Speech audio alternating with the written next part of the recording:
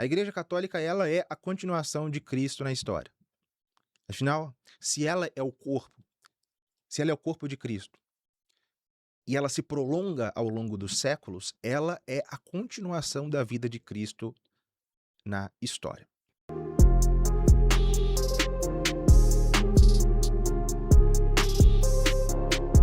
Sejam muito bem-vindos a mais um episódio do Aquinotalks, o podcast católico que fala sobre fé, teologia, história e filosofia, além de outros temas relacionados à igreja no Brasil e no mundo. Meu nome é Lucas Simonetti, eu sou o host desse programa. É uma alegria ter todos vocês conosco em mais essa edição.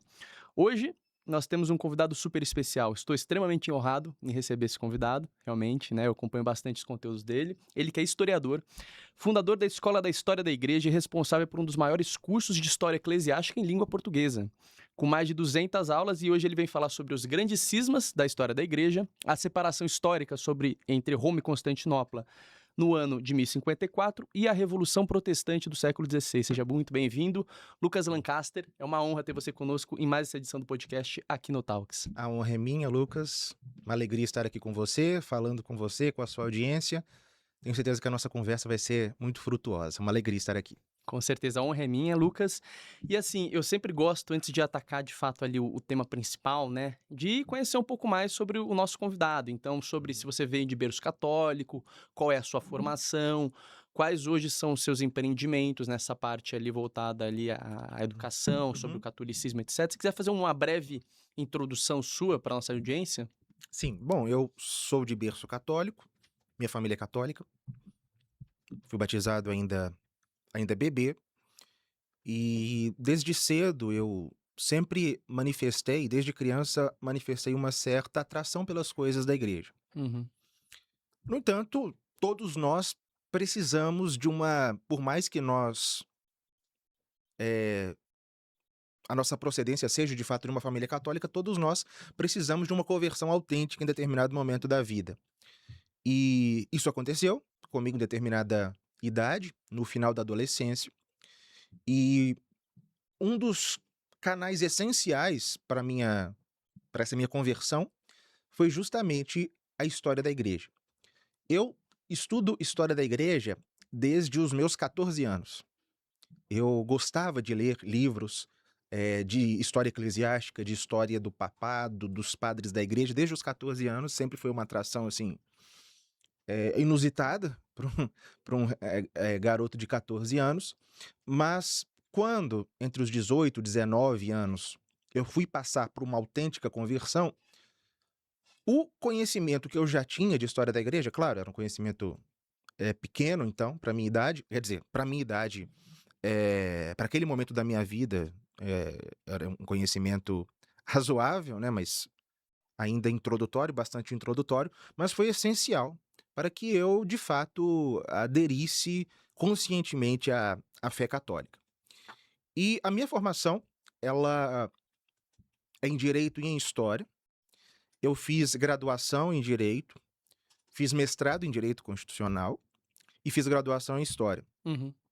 E eu cheguei a ser professor universitário na Faculdade de Direito durante um ano, até que eu decidi abandonar a área jurídica e me dedicar à história da igreja, que sempre foi a minha paixão. Como que foi essa mudança? Como que isso se deu? Bom, havia um instituto católico na minha cidade, eu sou de Belo Horizonte, Uhum. Minas Gerais. Havia um instituto católico ao qual eu integrava. E eu comecei a dar um curso de história da igreja, claro, um curso presencial para Uhum. poucas pessoas, umas 20, 30, às vezes 40 pessoas. Um curso que já estava chegando em 20 aulas, algo assim. E um amigo meu, amigo já há mais tempo, e que já havia ingressado na área do marketing digital, enfim, ele insistia muito para que eu entrasse na internet para divulgar esse conhecimento que eu tinha e que eu continuava cultivando, estudando. Eu relutei por um tempo, porque, na verdade, essa atuação na internet, ela é muito contrária, muito avessa ao meu temperamento. Uhum. Foi muito difícil para mim aceitar, mas acabou que eu aceitei, graças a Deus. Qual que é o seu temperamento? Eu sou melancólico. Melancólico. E nunca fui de exposição, de aparecer nem nada. Então foi difícil, mas eu decidi ingressar eh, nesse mundo virtual. E no começo de 2021, isso já faz 5 anos e meio, eu e esse meu amigo, e um terceiro, Gabriel, nós lançamos uma escola virtual dedicada à história da igreja, que nós chamamos justamente Escola de História da Igreja. Uhum. Hoje, como você disse, a escola, o curso principal dela já está em 225 aulas. É um curso de longa duração. Uhum. Nós começamos 5 anos atrás em Nosso Senhor Jesus Cristo, os apóstolos. Agora, né, atravessamos 15 séculos nesses anos, mais de 200 aulas. Agora estamos no século XVI tratando da Revolução Protestante e chegaremos em breve, se Deus quiser, se Deus permitir, nos tempos mais recentes da igreja. Então é um curso de longa duração. Em termos assim de profundidade e abrangência, não é nos vangloriando, mas assim, objetivamente não há algo assim em língua portuguesa disponível na internet. E claro, a gente foi crescendo, a escola foi crescendo. Hoje nós já temos uma equipe de mais ou menos 15 pessoas, entre administrativo, edição, design, etc. Uhum. E claro, já lancei alguns livros, ainda antes mesmo de eu lançar a Escola de História da Igreja.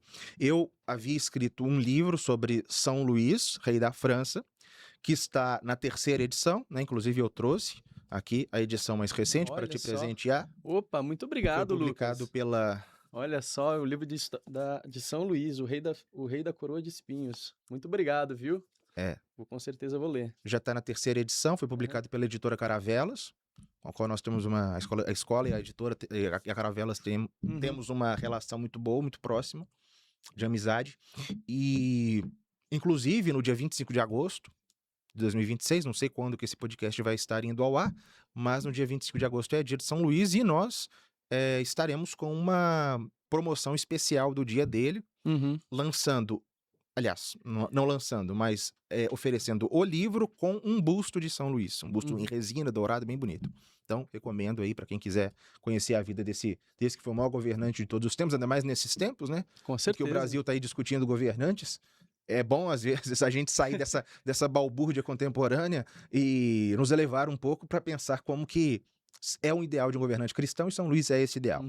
A gente vai deixar o link, tá, na descrição, tá, pessoal? Então, se vocês quiserem depois adquirir o livro, vai estar lá na descrição aqui do podcast. Eu escrevi um segundo livro também, Santo Atanásio e a Crise Ariana, mas esse livro já não está em edição.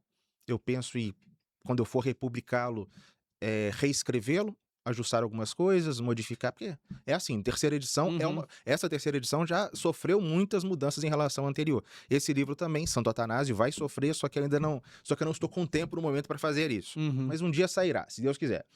E bom, uma grande... tudo bem, nós lançamos a escola, inclusive nós lançamos documentários também. Nós fizemos em 2024 um documentário em 15 episódios gravado em 12 cidades francesas. Nós contamos a história da cristandade medieval, tal como essa história está registrada em aproximadamente 10 catedrais góticas do norte da França. Nós chamamos esse documentário de A Civilização das Catedrais. Então, nós lançamos um curso, documentário, mas nós percebemos também uma necessidade muito grande entre os nossos alunos, que era o seguinte: sempre eu dava uma aula sobre, vamos supor, o que nós vamos falar hoje, né? O cisma do Oriente. O aluno vinha e perguntava: onde eu posso estudar mais sobre o cisma do Oriente? Eu perguntava: lê francês? Não. Lê italiano? Não. Lê inglês? Não. Latim e grego, muito menos. Então, esse era um incômodo, porque os alunos sempre pediam para mim como que eu posso me aprofundar em tal tema. Eu falava, infelizmente, assim, não tem livro em português sobre isso. É verdade. Então, o mercado editorial em língua portuguesa, ou pelo menos aqui no Brasil, sobre história da igreja é muito limitado. Então, no ano passado, nós decidimos ingressar no mercado editorial para lançar obras dedicadas à história da igreja, obras clássicas em especial, que pudessem suprir essa lacuna.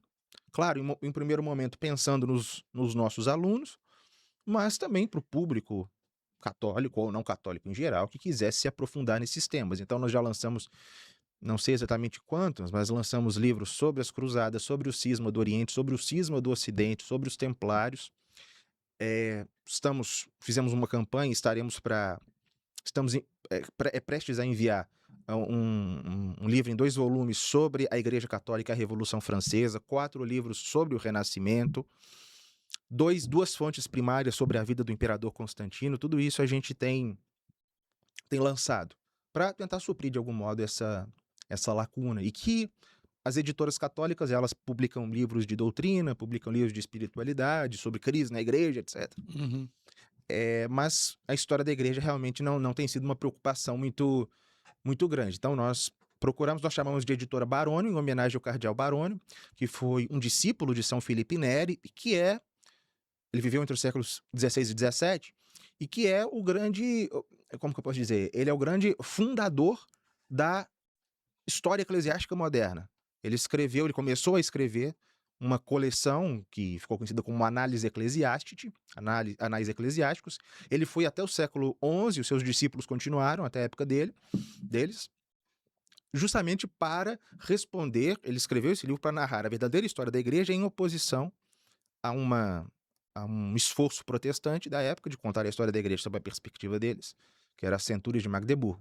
Então nós decidimos homenagear o cardeal Barônio como símbolo da história da igreja, a nossa editora, no nome da nossa editora. E é claro, né, não menos importante, eu sou casado, né, minha esposa se chama Rafaela, e o nosso primeiro filho, nosso bebê que nasceu tem 5 meses, Parabéns. ele se chama justamente Luiz, em homenagem a São Luís. Olha né. só que bacana, viu? Grande história, e fico muito feliz que você tenha ingressado nesse tipo de empreendimento. Uhum. Eu mesmo bebi muito aí das aulas do Lucas, tá? Realmente é um professor que eu indico bastante, todo o material, todos os cursos. E, Lucas, muito obrigado aí por dividir com a gente um pouco sobre sua vida.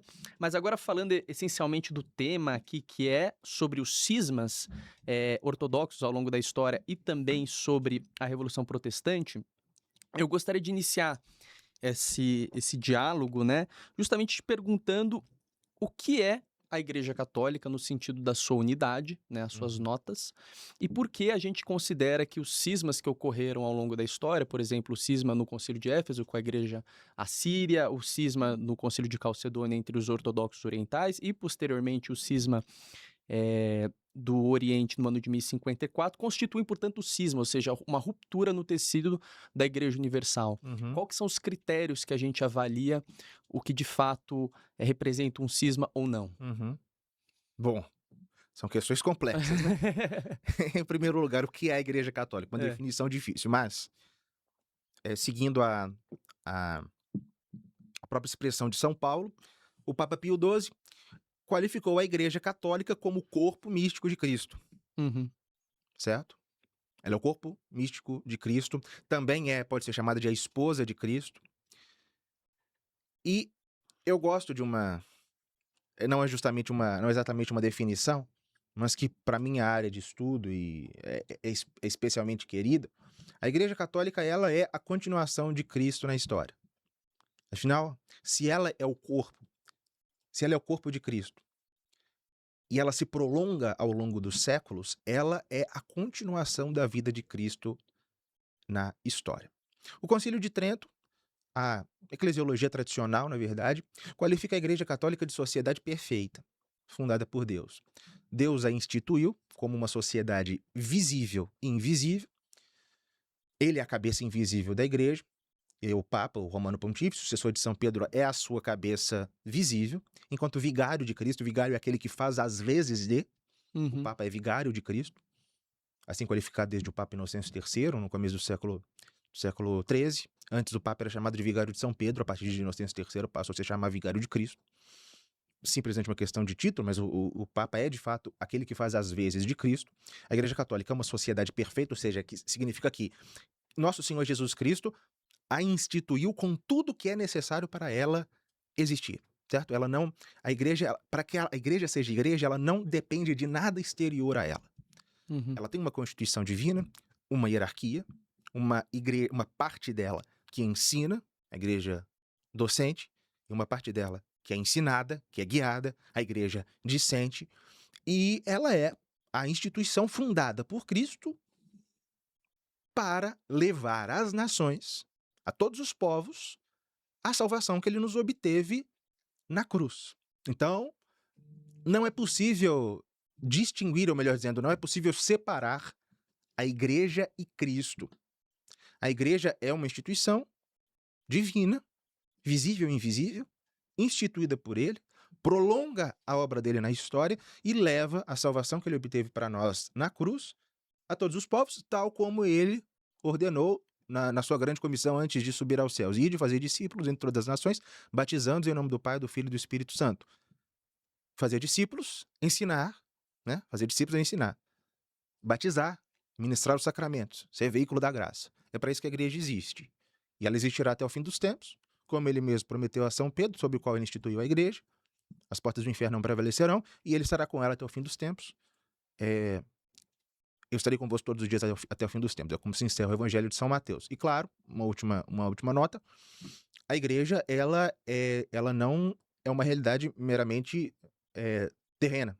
A igreja, ela continua, após essa vida, entre aqueles seus membros que já veem a Deus face a face no céu, a igreja triunfante, entre aqueles seus membros que, ainda que salvos, ainda estão passando por uma purificação antes de entrar no reino dos céus, que é a igreja padecente no purgatório, e nós, que somos a igreja militante aqui na Terra. As três são uma só igreja em três estados diferentes. No fim dos tempos, só restará naturalmente a igreja triunfante. E claro, a igreja ela tem 4 notas.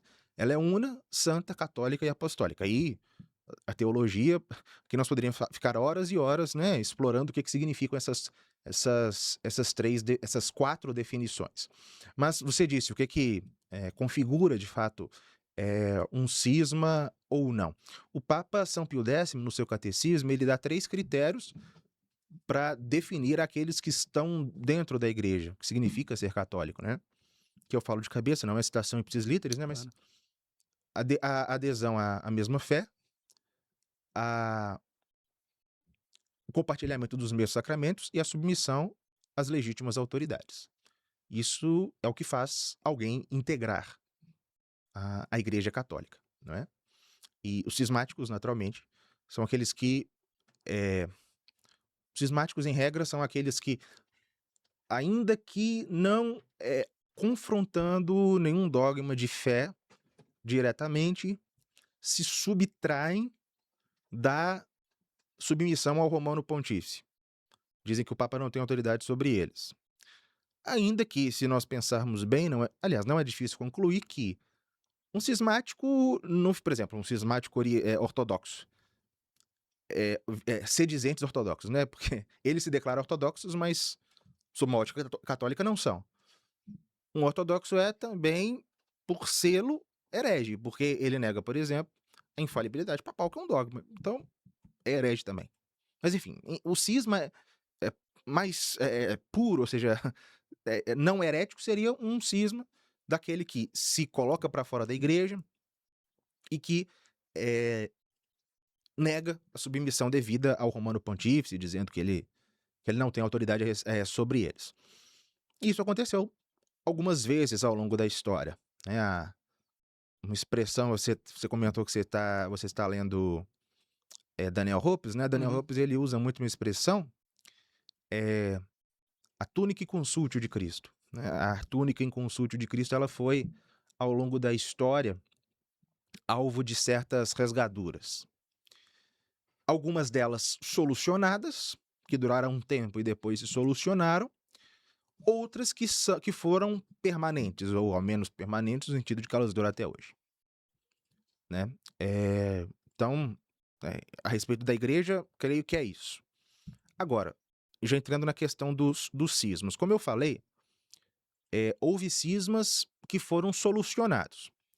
O primeiro cisma que eu consigo encontrar é uma separação assim, realmente capital, no qual uma parcela da igreja excomunga a outra e vice-versa.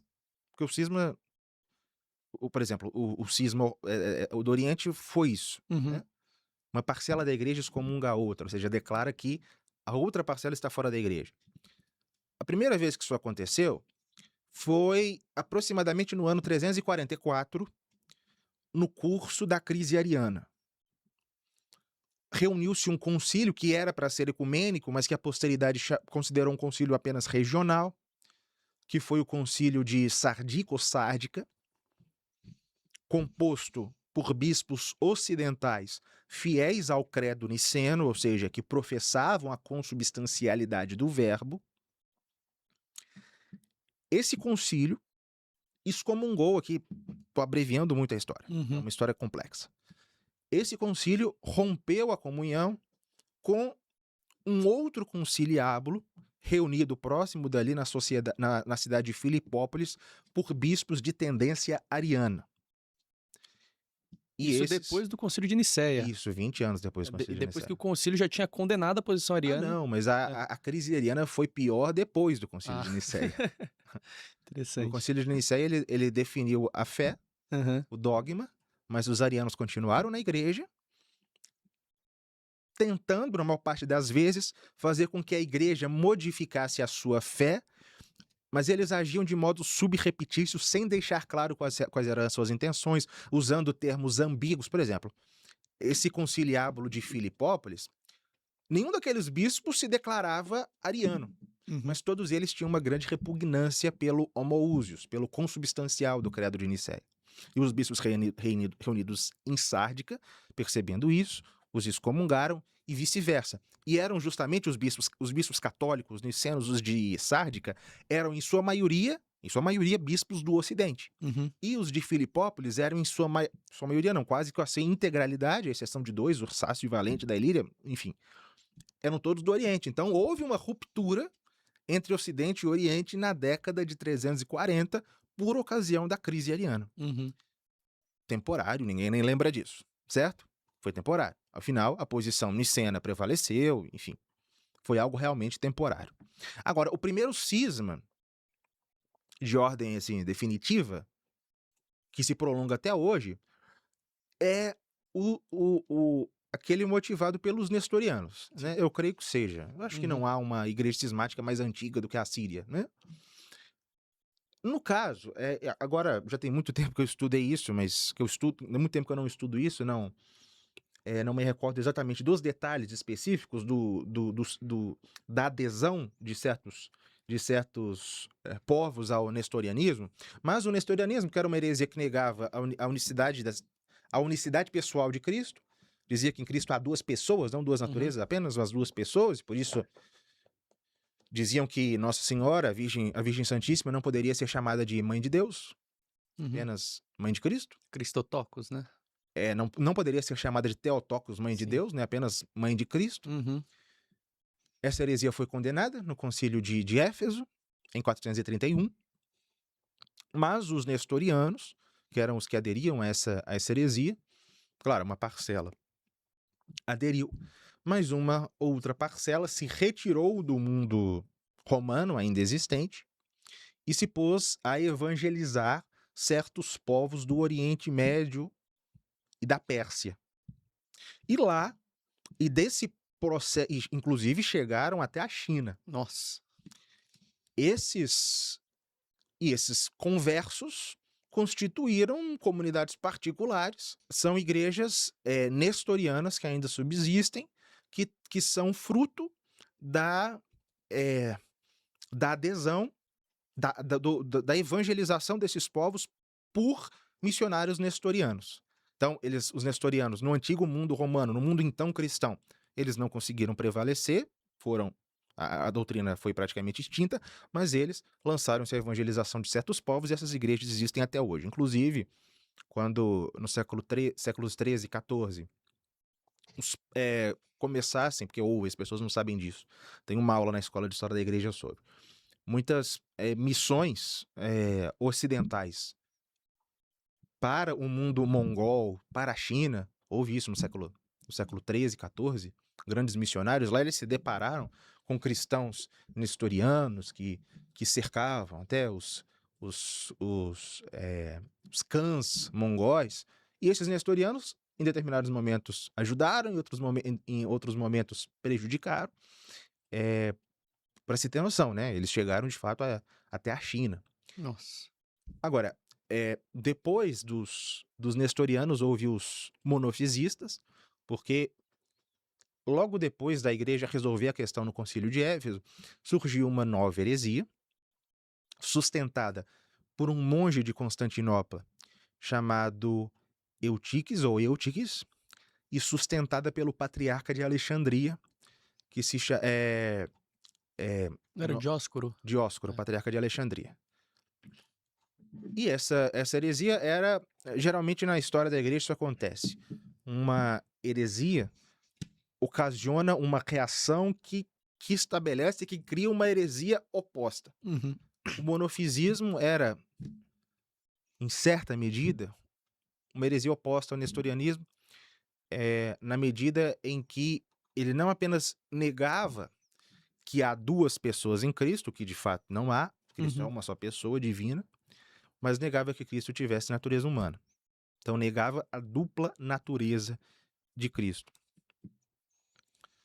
Se reuniu um concílio para debater a questão, que foi o concílio de Calcedônia, e o concílio de Calcedônia, no tempo do Papa São Leão Magno, e o concílio de Calcedônia declarou que não, que Cristo é uma só pessoa, certo? Como se ensinou em Éfeso, mas dotado de duas naturezas que não se misturam, não se confundem e que não se separam.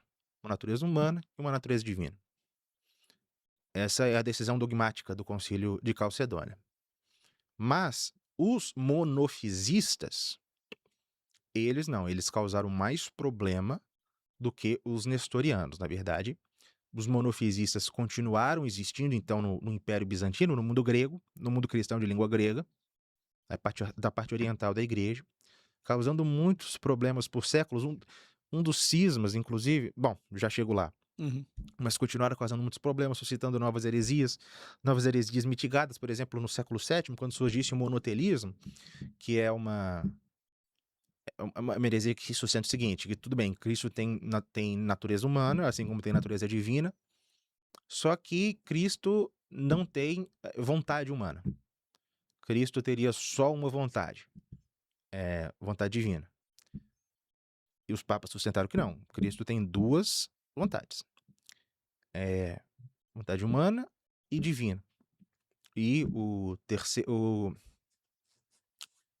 concílio de Constantinopla, ele de fato deu razão aos papas e proclamou isso. Só que essa era uma espécie de monofisismo mitigado.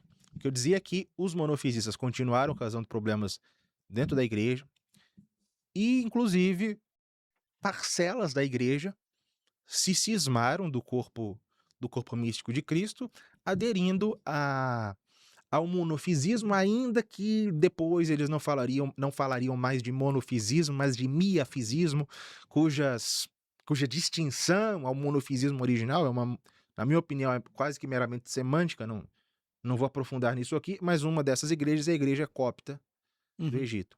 A igreja copta, que tem um papa, inclusive o Papa de Alexandria, é uma igreja miafisita, oriunda do monofisismo.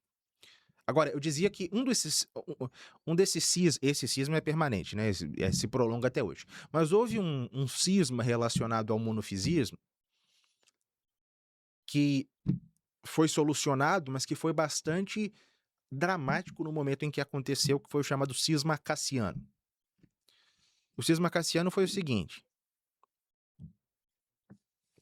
depois do concílio de Calcedônia, continuaram existindo no Oriente cristão, no Império Romano do Oriente, que a história chamaria Império Bizantino, uma influência muito grande do monofisismo. E o imperador de Constantinopla, o imperador oriental, ele queria de algum modo conciliar essa parcela considerável dos seus súditos, inclusive gente poderosa, que era monofisista, que não queria se submeter aos decretos do Concílio de Calcedônia. Então, ele propôs uma via média, publicando um documento, eu acho que foi no ano 482, publicando um documento chamado Enoticum, que apresentava uma fórmula de fé que fugia à clareza da fórmula de Calcedônia a respeito das duas naturezas de Cristo. Era um documento claramente para relativizar a decisão dogmática do concílio e para agradar os monofisistas e promover o que o imperador considerava como uma necessária paz na igreja, o imperador Anastácio. O Papa, em primeiro lugar, o Papa Félix III, São Félix III condenou esse documento. O patriarca de Constantinopla, que era Acácio, criatura do imperador, o sustentou, e houve, salvo engano, a partir de 484, um cisma, uma separação entre as igrejas de Roma e de Constantinopla. A igreja de Roma, fiel à fórmula dogmática do Concílio de Calcedônia, e a igreja de Constantinopla, sem declarar-se monofisista, aderindo a esse enótico, esse texto promulgado, decretado pelo imperador, que relativizava a fé de Calcedônia. E os papas sustentaram essa luta contra os imperadores orientais por 40 anos. Esse cisma, o cisma cassiano, claro, atravessou alguns pontificados, né? Depois de Félix III, veio o Papa São Gelásio I, Anastácio II, Símaco, Hormisdas. Foi só no pontificado de Santo Hormisdas que isso resolveu. Só uma pergunta sobre isso. Esses 40 anos que ficou separado entre Roma e Constantinopla, no cisma cassiano, foi removido também dos dípticos? Sim, era uma das coisas essenciais. Dípticos eram usados no Oriente, né? Sim, sim. O nome do Papa era arrancado dos dípticos. Inclusive, há um fenômeno, acho que Daniel Hopes conta isso. Aquelas anedotas que Daniel Hopes conta, que são curiosas. Quando o Papa excomungou a Cássio, houve um monge de Constantinopla que, antes de um ofício litúrgico importante, em Santa Sofia, lá em Constantinopla, esse monge conseguiu pregar nas costas de Acácio o documento de excomunhão dele, né? Então Acácio entrou na igreja com a própria excomunhão pregada nas costas. Coisas que aconteciam em Constantinopla. Isso era coisas assim. Depois, claramente, esse monge foi adequadamente castigado, né? Mas Deus depois... Ele entrou em Santa Sofia com a excomunhão nas costas. Excomunhão nas costas. Coisas assim. Então, o nome do Papa foi tirado dos dípticos. Houve, né? E essa era justamente, em Constantinopla, era justamente a evidência de ruptura de comunhão. Né? Os dípticos eram justamente tabuletas que ficavam, né, no altar, com os nomes daqueles pelos quais se rezava, né, no que eles chamam de Sagrada Liturgia. Então, o nome do Papa foi riscado de lá. Isso se resolveu durante o pontificado do Papa Hormisdas, Santo Hormisdas, ou Hormisda, quando se tornou imperador de Constantinopla, o imperador Justino I, que decidiu acabar com essa história de enótico, de etc. E o Papa Hormisdas enviou para o imperador uma fórmula de fé, na qual a fé de Calcedônia fica muito clara e na qual a autoridade pontifícia é de modo enfaticamente proclamada. Você está se referindo agora à fórmula de Hormisdas, né? Isso. Que, inclusive, a gente até comentou sobre essa fórmula num episódio com o Lucas Clautal aqui sobre o papado, a gente leu a fórmula, ela é impressionante. Os ortodoxos, eles relativizam, falam que o documento que chegou lá era outro, porque realmente esse texto é muito claro. Esse texto é muito claro. E foi assinado pelo patriarca de Constantinopla e não sei por quantos bispos, né? Sim. Foi realmente é muito interessante mesmo. Ser católico significa estar em comunhão com a sede de Roma, né? Ele é bem forte. A doutrina Exato. sustentada em Roma. A igreja que nunca errou na fé, é muito explícita essa fórmula, de fato. Sim. Então, esse cisma cassiano foi Uhum. motivado pelo monofisismo, mas se resolveu. Um outro cisma, e aqui já nos encaminhando para o cisma do Oriente, foi um cisma que também foi solucionado, mas que ao final das contas, ele teve consequências definitivas que seria o próprio cisma do Oriente, que é o cisma de Fócio. Isso no século IX. Foi uma segunda ocasião em que a ruptura foi, que a comunhão foi rompida entre Roma e Constantinopla. A história era, em resumo, a seguinte: o patriarca de Constantinopla, Santo Inácio, ele negou a comunhão para um tio do imperador, chamado Bardas, que vivia em concubinato com a própria sobrinha, salvo engano. E o patriarca negou-lhe comunhão. E esse senhor usou da sua influência junto ao imperador para obter a deposição de Santo Inácio. 858, creio.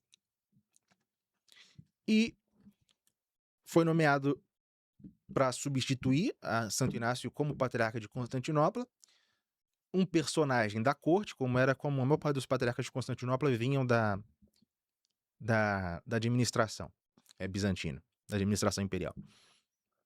Chamava-se Fócio. Era um homem de vasto conhecimento, inclusive teológico. Talvez o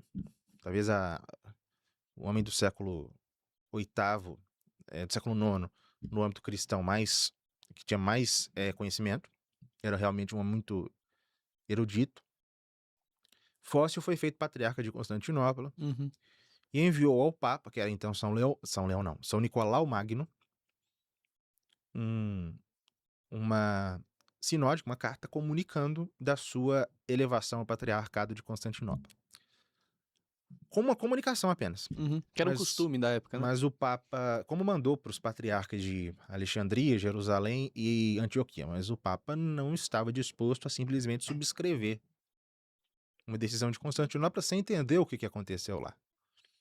E o Papa São Nicolau enviou legados para Constantinopla para entender em quais circunstâncias ter-se dado a deposição de Santo Inácio e a elevação de Fócio. Então, para fazer uma história longa, uma história curta, o Papa São Nicolau reconheceu que a elevação de Fócio ao patriarcado de Constantinopla não se sustentava, fora indevida, exigiu que Inácio fosse reintegrado à sua sé e que Fócio a abandonasse. Fócio não aceitou. Fócio, que tinha o apoio do imperador, Miguel, Fócio não aceitou. Reuniu um conciliábulo dele em Constantinopla, que declarou que deposto era o Papa. Nossa. Declarou a deposição e a excomunhão de São Nicolau. E agora, não sei se a excomunhão de Fócio foi antes ou depois de eles excomungar o Papa. Então, aí houve um rompimento. Aí durou alguns anos. Foi solucionado quando chegou ao poder o imperador Basílio I, o primeiro imperador da dinastia macedônica, talvez a maior dinastia bizantina, que inclusive recuperaria muitas terras do Islã. E o imperador, Basílio não gostava de Fócio, o expulsou, mandou trazer Santo Inácio de novo, reconciliou Roma com Constantinopla, a decisão de Roma prevaleceu.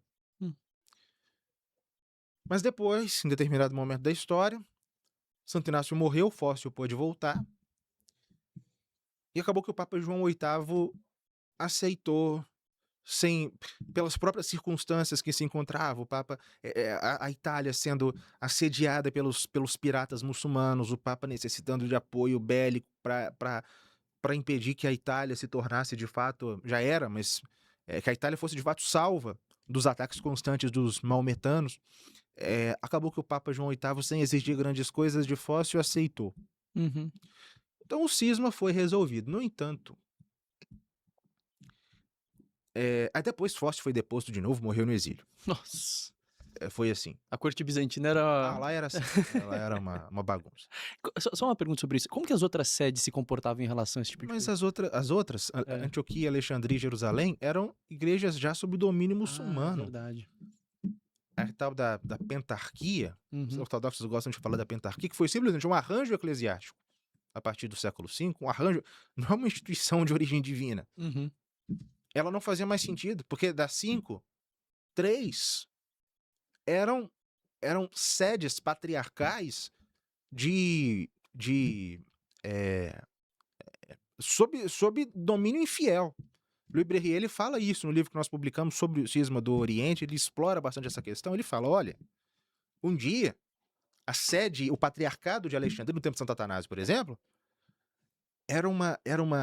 o patriarcado de Alexandria administrava toda a igreja no Egito, na Líbia, na Tebaida, na Pentápole, uma centena de bispos. O patriarca de Alexandria tinha, de fato, no seu patriarcado, o poder de um papa. O de Antioquia e o de Antioquia, quase isso. Agora não mais, a essa altura, esses 3 patriarcas viviam sob domínio islâmico. A autoridade, de fato, quem tinha eram os 2 patriarcados livres, por dizer assim, que eram de Constantinopla e de Roma. Então, os outros não tinha realmente o que fazer. Então, só para concluir essa parte, Fócio, acabou que o cisma de Fócio ele foi resolvido, só que ele deixou consequências, porque Fócio escreveu muito. O problema, a questão, o cisma de Fócio não foi somente uma discordância de ordem canônica, não foi isso. Mas ele também começou a escrever e a pregar contra Roma, não apenas Roma, mas contra a igreja ocidental inteira. Escrevendo ele foi o primeiro homem que contestou de forma muito enfática o primado romano. Ele foi o primeiro que escreveu contra o primado romano. Foi ele que criou no Oriente o problema que eles têm até hoje com o filioque. O filioque já era recitado no Ocidente. Claro, começou na Espanha, Concílio de Toledo, século VI, século VII, VIII, no Império de Carlos Magno inteiro já se recitava o filioque. De fato, Roma seria o último lugar. O filioque iria ser adotado no credo em Roma, somente no começo do século XI, mas no Ocidente quase todo já se recitava a fórmula niceno-constantinopolitana com o filioque. Inclusive no credo de Santo Atanásio, né? Que acho que está disposto ali o filioque. O credo de Santo Atanásio recebeu esse nome, mas não exatamente de Santo Atanásio. Sim. Né? Mas creio que não. Será? Talvez, não sei, mas... Creio que não. Mas enfim, é possível encontrar nas obras dos padres da igreja o filioque, ainda que eles neguem. Mas o que eu estou querendo dizer é que o filioque já era recitado na igreja ocidental há muito tempo, mas Fócio, percebendo que isso era uma matéria que poderia indispor os gregos com os latinos, fez uma grande denúncia a respeito dessa heresia ocidental que era o filioque e começou também a escrever contra os costumes litúrgicos disciplinares próprios dos latinos. E claro, ainda que ele tenha caído de desgraça, morrido exilado, deposto, esses livros continuaram existindo, sendo lidos, copiados e foram progressivamente predispondo muitos bizantinos, cristãos gregos, contra Roma e contra a igreja latina. Por isso que eu disse que ainda que o cisma de Fócio tenha sido resolvido, as suas consequências foram permanentes.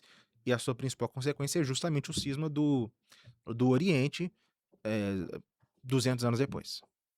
Então, acho que você pediu, né, fazer um panorama anterior de cismas anterior ao cisma do Oriente, é isso. E agora falando sobre precisamente o cisma de 1054, a tese de Louis Brahier, que inclusive você sempre cita, é que ele poderia eventualmente ter sido evitado, mas por conta da disposição de uma só pessoa, Miguel Cerulário, de fato ele ocorreu. E existia todo um cenário geopolítico na época que tornaria implausível um cisma, mas que por conta desse sujeito em específico aconteceu de fato o cisma.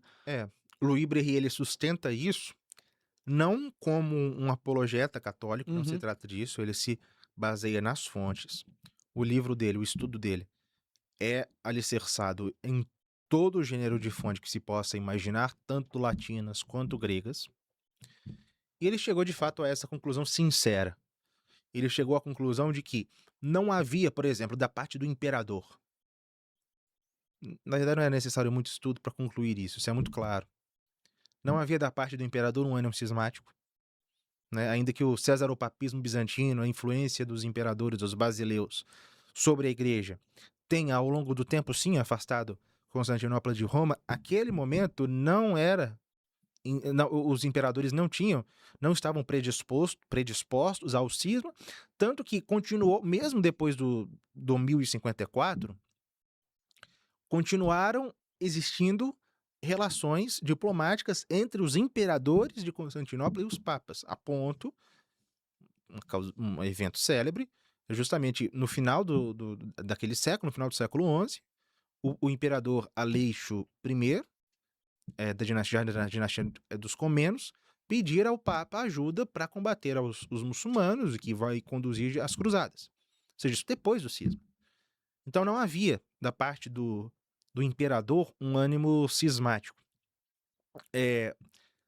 Mas havia uma vontade do patriarca de Constantinopla, Miguel Celulário, a intenção de se separar de Roma. A intenção de Miguel Celulário era um homem obcecado por poder. Na juventude, ele tentou chegar ao trono imperial, não conseguiu, foi inclusive preso, mas então percebeu que ele poderia realizar sua ânsia de poder na igreja, chegou ao patriarcado de Constantinopla, e enquanto patriarca de Constantinopla, fez o que pôde para promover o cisma. A intenção dele era basicamente ser uma espécie de papa do Oriente. O Miguel Celulário não era defensor de pentarquia, não era defensor de autocefalia das igrejas orientais, não. Ele queria a autoridade que o papa gozava em toda a igreja ocidental. Esse período, justamente o período do cisma, é o momento de, olhando para o ocidente agora, é o momento de reforço, de ênfase na autoridade dos romanos pontífices no curso da chamada Reforma Gregoriana. A Reforma Gregoriana, que assumiu esse nome em razão do Papa São Gregório VII, que viveu depois, mas a história chamou todo esse movimento, que o antecedeu, inclusive, de Reforma Gregoriana. À altura, o Papa era São Leão IX, que foi o primeiro desses papas reformadores para acabar com os abusos que existiam, que graçavam a igreja e que conduziriam a acabar com a autoridade dos leigos sobre a igreja, enfim. Então, havia no Ocidente, por parte dos papas, inclusive por São Leão IX, que foi um grande papa, um papa muito forte, uma necessidade de enfatizar a autoridade da Santa Sé. E Miguel Celulário, na sua ânsia de separação e de autopromoção, ele encarou justamente um papa que estava fazendo esse movimento. Então, o choque ele foi inevitável. E Miguel Celulário, ele fez as coisas de... Os bizantinos, eles tinham essa capacidade, os gregos tinham essa capacidade, gregos, tal como chamavam, como os ocidentais os chamavam, eles tinham essa capacidade de articulação, de manipulação, que frequentemente os latinos não percebiam e acabavam caindo. Em resumo, Miguel Celulário, ele começou atacando algo que ele percebia que o povo grego, o povo do Oriente, era especialmente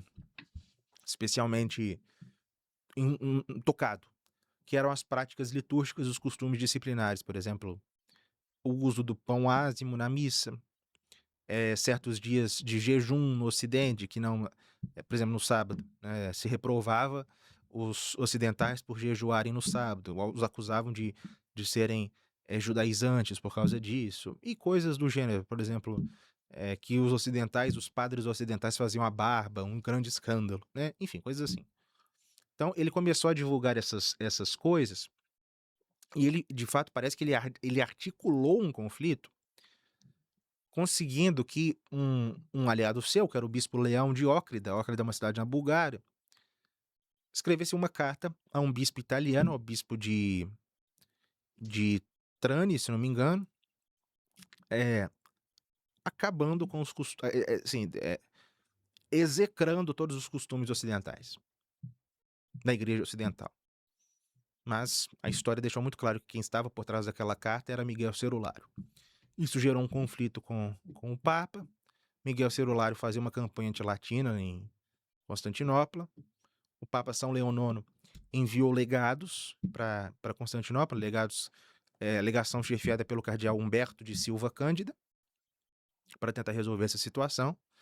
Mas Miguel Cerulário, dúplice, tentou enredá-los ali numa teia de conspiração. Eles perceberam o que estava acontecendo e declararam a excomunhão de Miguel Cerulário.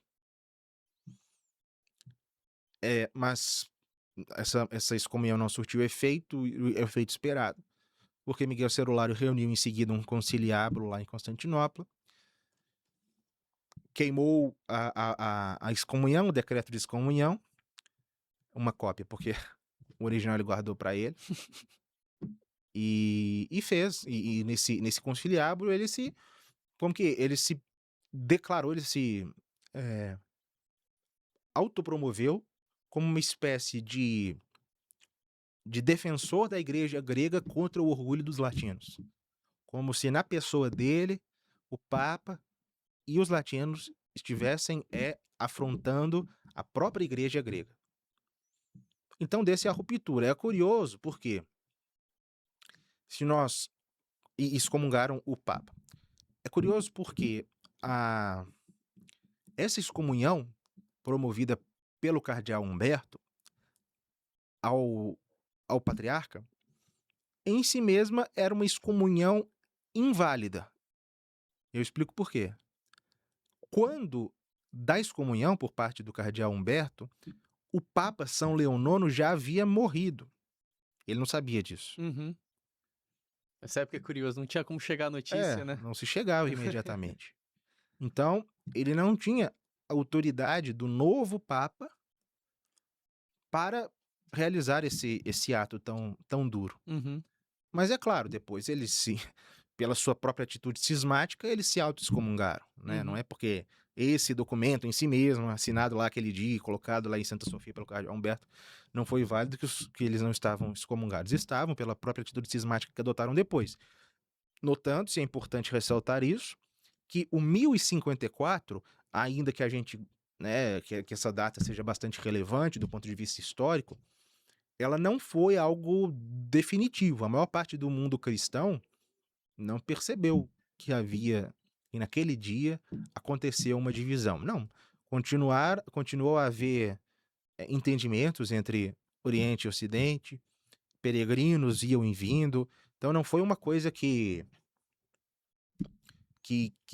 a cristandade inteira percebeu. Agora existe uma igreja, agora estamos separados dos gregos, agora estamos separados dos latinos. Não foi imediato.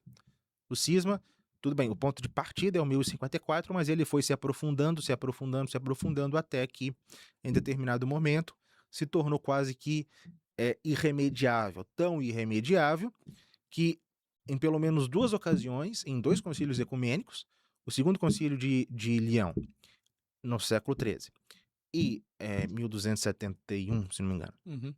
e o concílio de Florença, 1439, essas 2 ocasiões, principalmente em Florença, falamos de Florença, o patriarca de Constantinopla, o imperador, uma boa parte do clero, dos bispos orientais, reconheceram o primado petrino, se submeteram, foi declarado o fim do cisma, oficialmente o concílio de Florença houve isso. Os ortodoxos não detestam essa parte da história, mas os bizantinos em si mesmo, o povo, os monges não aceitaram, e logo depois veio a queda de Constantinopla, e o cisma de fato não foi resolvido, ainda que tenha sido proclamado seu fim pelas principais autoridades da Igreja Oriental. E ele continua até hoje, né?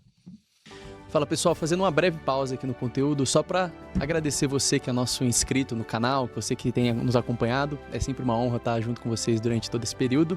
Eu gostaria de pedir, caso esse conteúdo que a gente tem oferecido tenha te ajudado de alguma forma, que você considere contribuir com o nosso canal, fazer alguma doação.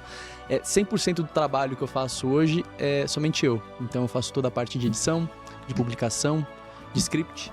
E me demanda muito e acaba sendo bastante custoso, então eu acabo tendo que tirar do meu próprio bolso para fazer e custodiar tudo isso que a gente faz nesse canal. Então, se você puder colaborar com qualquer tipo de ajuda, seja qual for, o menor que seja, eu já agradeço, a fim de que a gente consiga manter esse projeto no longo prazo. É uma alegria sempre estar aqui convosco nessa edição do Aquinotalks.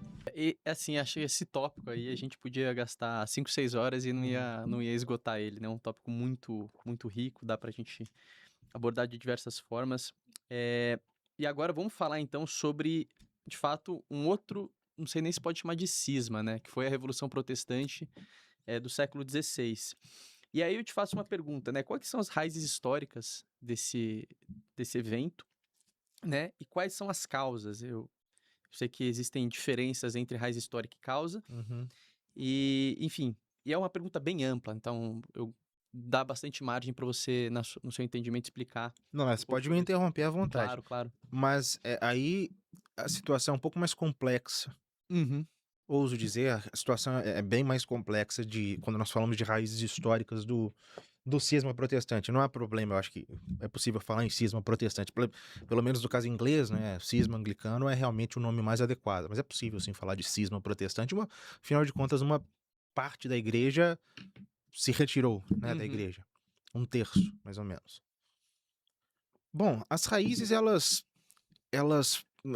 nas minhas aulas, para falar disso, foram 2 aulas sobre as raízes do protestantismo. Estão disponíveis no meu canal no YouTube, inclusive, uhum, gratuitamente. Eu me embasei num livro de Garcia Villoslada, chamado Las Raíces Históricas del Luteranismo. Aí ele vai subdividindo as causas em causas espirituais, causas teológicas, causas políticas, causas especificamente eclesiásticas. Então houve, de fato, muitas raízes, muitas causas, muitos motivos anteriores e até bastante anteriores que conduziriam, que tornariam, ou ao menos tornariam possível o protestantismo. E uma das primeiras raízes que Villoslada coloca é a fragilização da autoridade papal entre os séculos XIV, XV e começo do XVI. Ele até fala, é necessário pontuar, não é que essa fragilização da autoridade papal conduziu ao protestantismo, mas essa fragilização, ela possibilitou que o protestantismo acontecesse. É diferente. uhum, O protestantismo foi um levantamento de 1/3 da cristandade contra a autoridade do Papa. O mesmo Papa que desde sempre eles reconheciam como o chefe visível da igreja. Como que do nada, ou quase do nada, 1/3 da igreja deixa de reconhecer a autoridade do Papa. Porque a autoridade do Papa ela já estava fragilizada. E são várias quadras históricas, processos históricos anteriores que contribuíram para essa fragilização.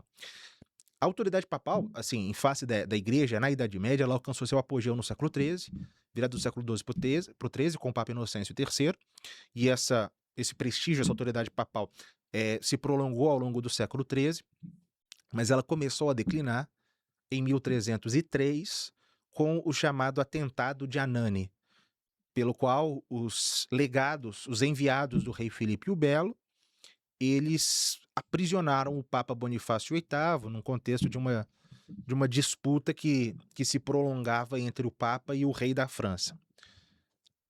Ainda que a história da bofetada seja, né, a bofetada de Nogaré, de Colonna, de Ciara Colonna no Papa seja lendária, muito provavelmente é lendária. A história chamou esse episódio de atentado de Anane, invadiram a catedral de Anane, o palácio do Papa, o aprisionaram, depois ele foi libertado pelo povo de Roma, mas morreu logo depois em consequência do choque. Aquilo ali foi tido pela... Foi de fato, uma fragilização da autoridade papal. O Papa que, para a cristandade inteira, é a cabeça visível da igreja, o chefe supremo das nações cristãs, ele foi submetido a um tratamento e que não trouxe grandes consequências para aqueles que, que o realizaram. Geralmente os historiadores eles tomam o atentado de Anani como o marco inicial da decadência da Idade Média e da decadência da autoridade papal. E depois da morte de Bonifácio VIII, Bonifácio VIII foi sucedido por Bento XI, foi papa há pouco tempo, um ano, acho. Depois de Bento XI, foi eleito Clemente V, que era um papa francês, ele estava na França quando foi eleito, ele era arcebispo de Bordeaux, Bertrand de Gaulle, que Clemente V se chamava. Ele estava na França quando foi eleito, pensava em voltar para Roma, mas tinha assuntos na França que, segundo ele, o prendiam, e essa permanência na França, que seria provisória, se prolongou por 70 anos.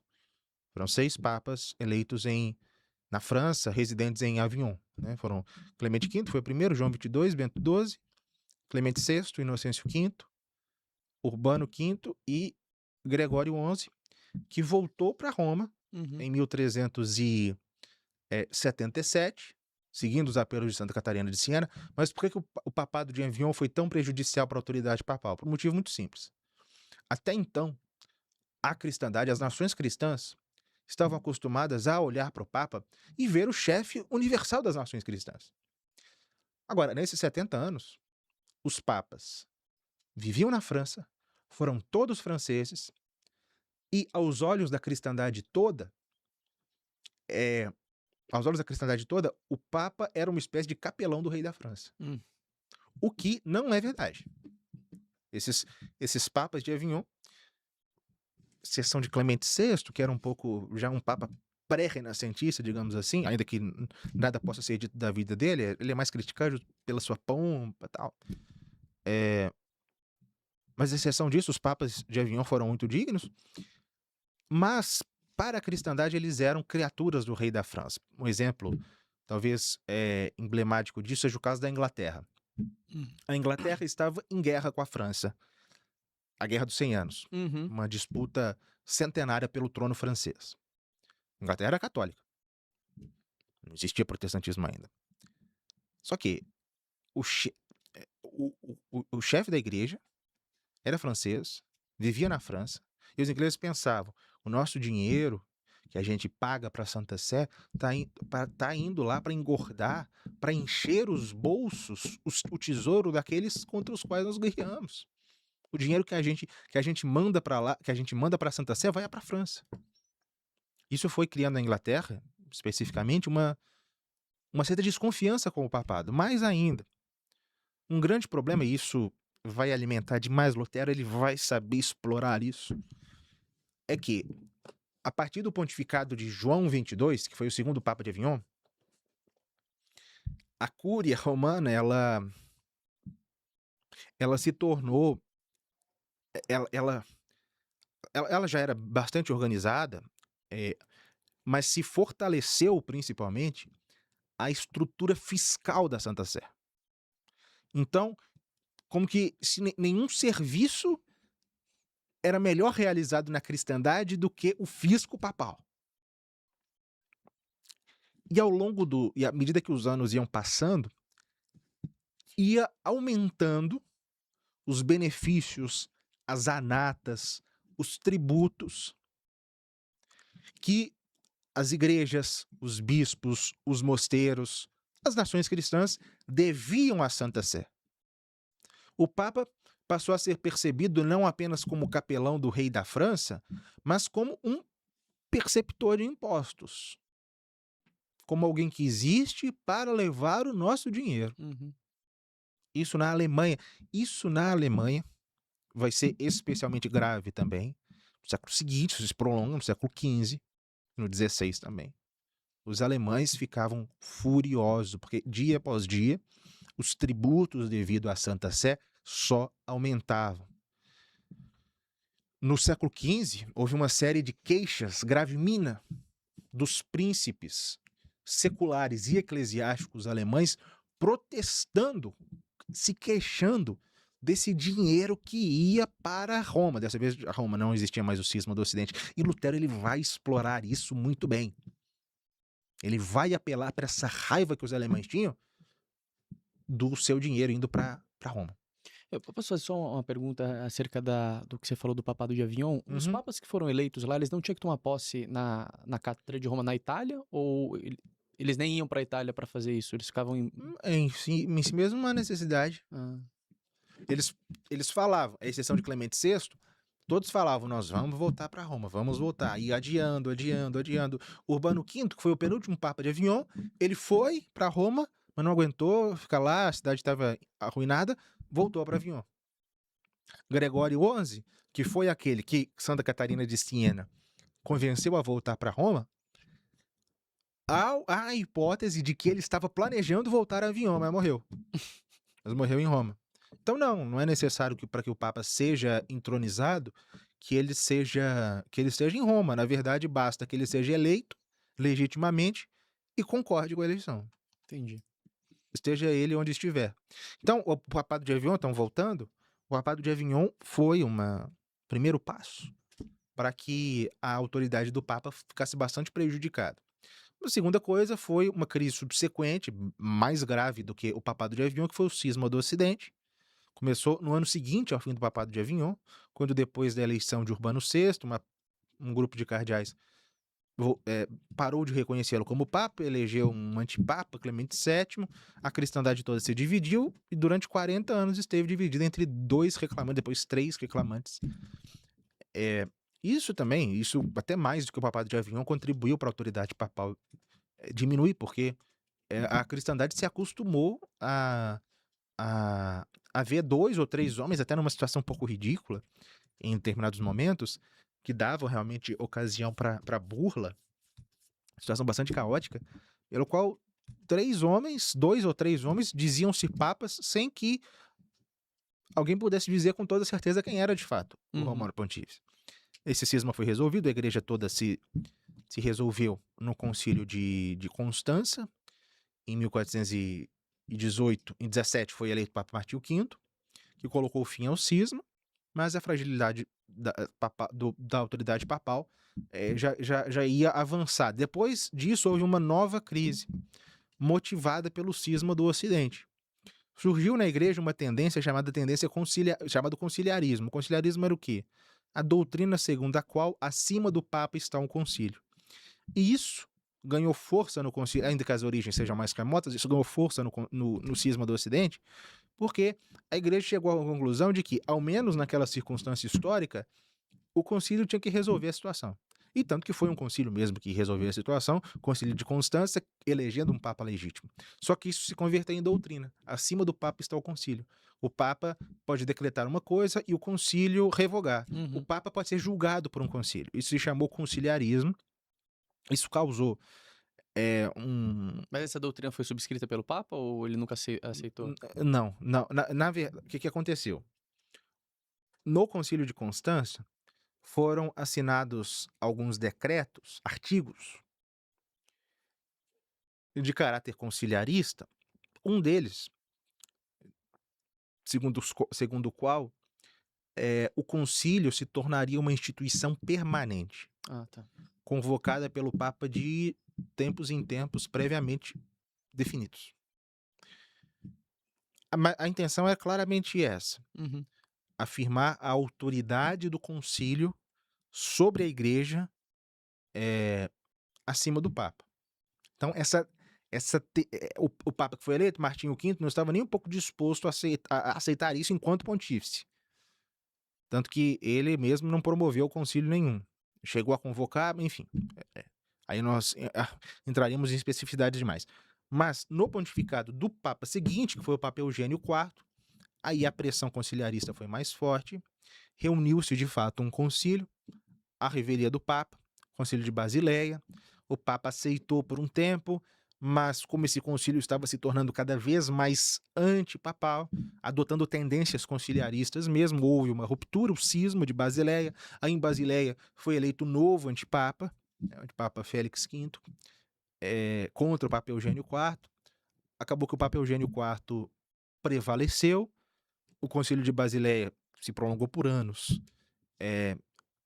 ele foi dissolvido e se tornou motivo de risada depois. O Papa prevaleceu, a autoridade do Papa prevaleceu, inclusive foi nesse contexto que foi reunido o Concílio de Florença, pelo qual os orientais reconheceram a autoridade pontifícia, então o papado foi fortalecido naquele momento, mas a tendência conciliarista continuou existindo, inclusive Lutero.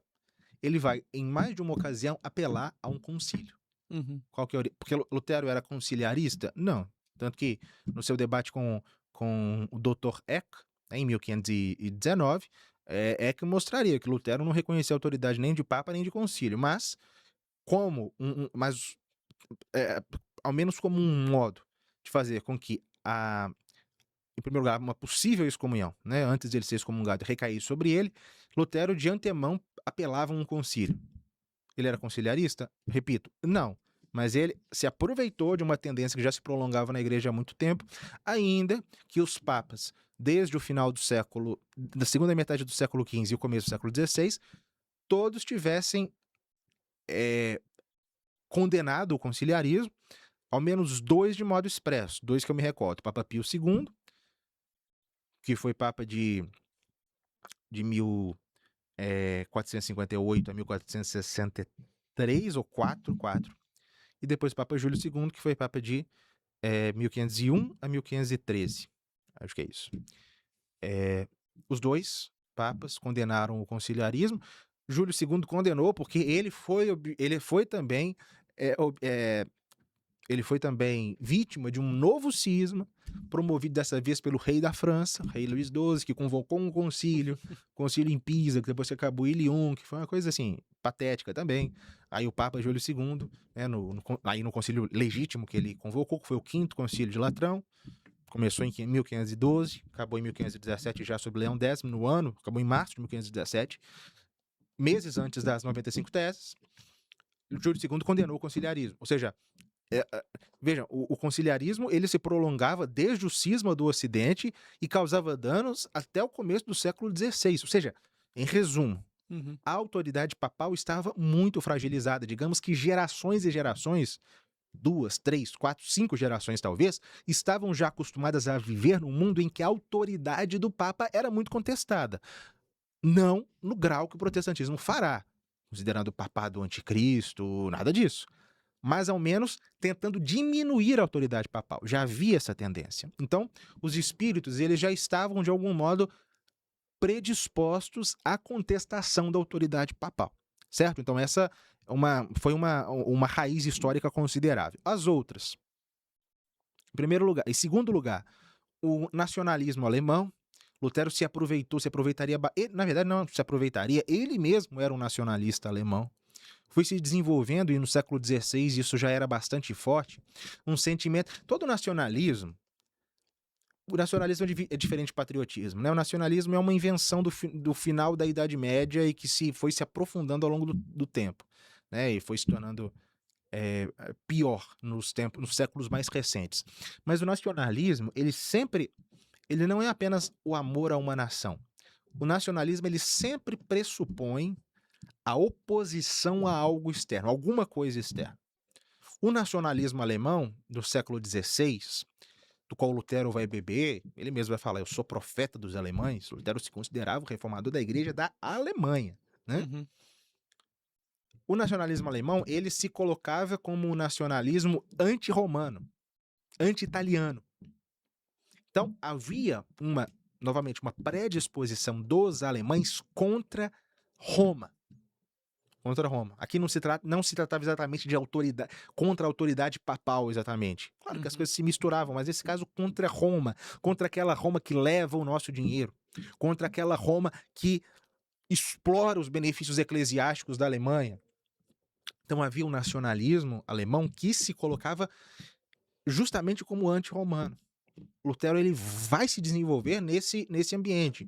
Recomendo, inclusive, uma aula também que está gratuita no meu canal, que eu chamei-se a Reforma Protestante, Reforma ou Revolução Protestante. Né? A thumb está lá, Mentiras Históricas protestantes refutadas. Uma dessas mentiras é que não foi uma revolução. Lá eu mostro que foi uma revolução de caráter nacionalista sustentada por príncipes, por cavaleiros alemães anti-romanos, que viam em Lutero uma espécie de profeta, não apenas religioso, mas também político da nação alemã. Aí houve outras causas. Houve causas de caráter espiritual, causas de caráter teológico, por exemplo. Lutero, a doutrina dele, claro, ela é muito particular, claro, ele chegou às conclusões que chegou por conta própria, mas ele foi formado num ambiente nominalista. E quando as pessoas pensam em nominalismo, quando pensam em Guilherme de Ockham, veja, o Guilherme de Ockham, ele foi no século XIV, ainda na primeira metade do século XIV, ele, junto de Marcílio de Pádua, eles trabalharam juntos, ainda que fossem pessoalmente inimigos, trabalharam juntos, serviço do imperador Luís IV contra o Papa João XXII. Guilherme de Ockham, ele já escreveu barbaridades contra a autoridade da Sé Apostólica. Ele já se percebia nele uma tendência para a sola escritura e outras coisas assim. Então, quando se pensa em Guilherme de Ockham, se pensa só em nominalismo. Os universais não existem, o que existe são somente os particulares, não existe conhecimento universal, o homem só conhece o particular.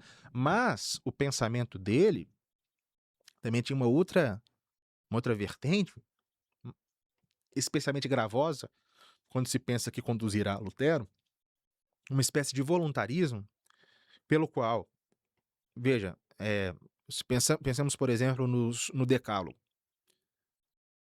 O quinto mandamento é não matar. Guilherme de Ockham sustentava que matar era pecado, era errado, era um crime, não porque em si mesmo matar é ruim, mas simplesmente porque Deus decretou que matar é ruim. Então, se Deus decretasse que matar é certo, matar se tornaria certo.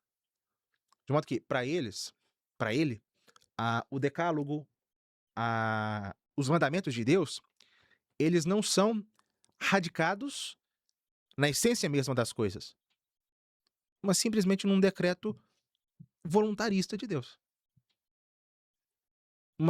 Claro, isso se relaciona com o caráter mais nominalista, né, a negação dos universais, porque nega a essência das coisas. Matar é em si mesmo mal. E por isso, Deus, dentro da ordem criada por Deus, matar é em si mesmo mal. Por isso Deus estabelece um mandamento proibindo matar. Para Guilherme de Ockham, não. Matar é errado, roubar é errado, determinadas coisas são erradas porque Deus quis que assim fosse. O que isso tem a ver com Lutero? Lutero não sustenta isso exatamente, mas Lutero, assim como Guilherme de Ockham, é voluntarista. As coisas, independentemente do que elas são em si mesmas, prevalecerá sempre a vontade de Deus. Ou seja, ele coloca uma oposição entre o ser das coisas e a vontade de Deus. No caso da justificação, Lutero diz muito claramente, é a doutrina da sola fide, da justificação imputativa. O homem é pecador, irremediavelmente pecador, ele é em si mesmo ruim, mas Deus o reputa justo, cobrindo com os méritos de Cristo. Então, Deus não vai olhar para o homem. Deus vai olhar para o homem revestido dos méritos de Cristo e vai declarar o justo, ainda que em si mesmo ele não seja. Lutero diz isso. É possível ser são e doente ao mesmo tempo. Doente em si, ontologicamente, são por decreto, porque Deus assim decreta. O que isso tem a ver com voluntarismo? Tudo. Porque as pessoas não serão salvas porque em si mesmas elas se tornaram justas, foram justificadas por Deus. Não. Elas são salvas por causa de um decreto desse Deus que sabe que elas são em si mesmas injustas, mas decide declará-las justas. Por quê? Porque ele quer, simplesmente. Então, houve E claro, outra coisa, quando as pessoas pensam em escolástica, elas imaginam... O que elas pensam? Elas pensam em Santo Tomás de Aquino, né? Elas pensam no esplendor do século XIII. Elas pensam em São Boaventura, pensam em Santo Alberto, pensam na Universidade de Paris, no século XIII. Mas, depois de Santo Tomás de Aquino, depois da geração de São Boaventura, depois de Santo Alberto, depois de Alexandre de Reis, a escolástica entrou num período de franca decadência. A escolástica do século XV era uma escolástica de decadência, claro. Houve grandes tomistas nesse período, Capriolo, o cardeal Caetano, que participou da crise luterana. Havia grandes tomistas, mas as universidades europeias, elas estavam... havia uma verdadeira guerra entre diferentes escolas, entre três escolas, principalmente a tomista, a escotista e a alcamista, a nominalista, que disputavam o ambiente universitário, e a escolástica havia decaído muito. Lutero, ele recebeu uma educação nominalista em um ambiente universitário em que a escolástica já estava muito decadente.